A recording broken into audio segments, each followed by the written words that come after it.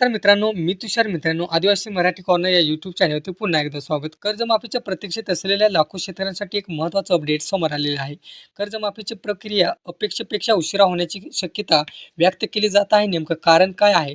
या आजच्या व्हिडिओच्या माध्यमातून आपण जाणून घेणार आहोत.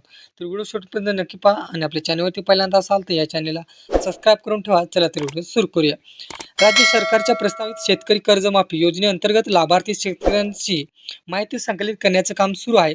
सुरुवातीला लाभार्थी याद्या आणि के-वाय-सी प्रक्रिया लवकरच सुरू होईल अशी अपेक्षा होती. मात्र आता प्रक्रियेत अतिरिक्त पडताळणीचा टप्पा जोडला जाण्याची शक्यता आहे.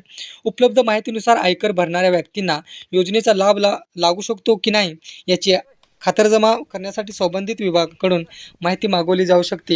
ही पडताळणी पूर्ण झाल्यानंतर अंतिम पात्र लाभार्थी यादी प्रसिद्ध होण्याची शक्यता व्यक्त केली जात आहे. याचबरोबर कर्जमाफीच्या काही अटी आणि पात्रतेच्या काही निकषामध्ये बदल करण्याबाबतही चर्चा सुरू असल्याचं संकेत मिळत आहेत.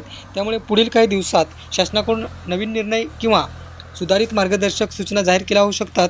शेतकरी कर्जमाफीबाबत शासनाकडून अधिकृत आदेश किंवा नवीन अपडेट्स जाहीर होतात. सर्व माहिती सर्वात आधी जाणून घेण्यासाठी आपल्या आदिवासी मराठी कॉर्नर या यूट्यूब चॅनलला सबस्क्राईब करा आणि बेल आयकॉन दाबायला विसरू नका. धन्यवाद. जय हिंद, जय महाराष्ट्र.